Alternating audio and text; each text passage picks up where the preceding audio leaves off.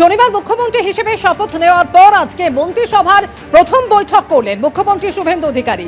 আর আজকে মন্ত্রিসভার এই প্রথম বৈঠকে একাধিক গুরুত্বপূর্ণ সিদ্ধান্ত নেওয়া হলো। আগে থেকে চালু কোনো সামাজিক প্রকল্পই বন্ধ হবে না।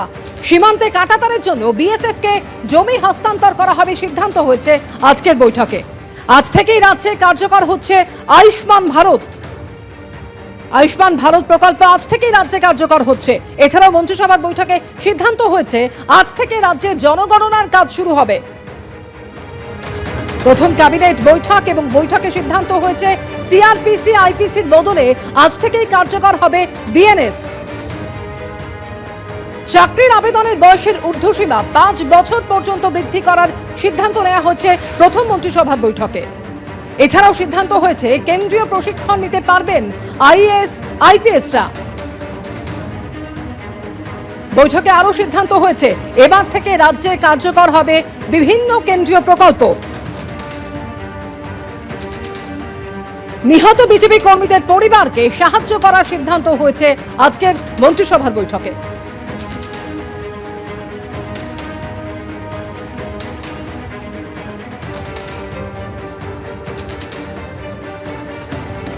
প্রথম মন্ত্রিসভার বৈঠকের পর যে গুরুত্বপূর্ণ সিদ্ধান্তগুলি নেওয়া হয়েছে তার মধ্যে অন্যতম কেন্দ্রীয় স্বরাষ্ট্র মন্ত্রক বিএসএফ এর জন্য জমি হস্তান্তরের সিদ্ধান্ত।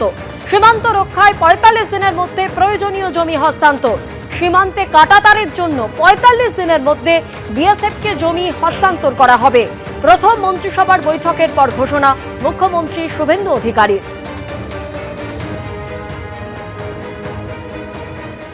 আমাদের দেশের সুরক্ষার প্রশ্ন, পশ্চিমবঙ্গের সুরক্ষার প্রশ্ন এবং যেভাবে জনবিন্যাস বদলে গেছে, আজকে আমরা প্রথম দিনই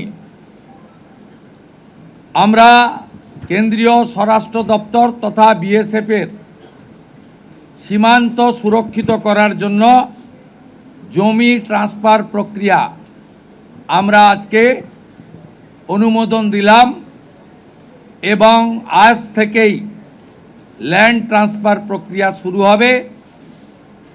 ভূমি ও রাজস্ব সচিব তাকে এবং মুখ্য সচিবকে দায়িত্ব দেওয়া হলো 45 দিনের মধ্যে বিএসএফের প্রয়োজনীয় জমি হস্তান্তর সম্পূর্ণ করতে হবে, যা আমাদের কেন্দ্রীয় স্বরাষ্ট্রমন্ত্রী নির্বাচনের আগেই বলেছিলেন।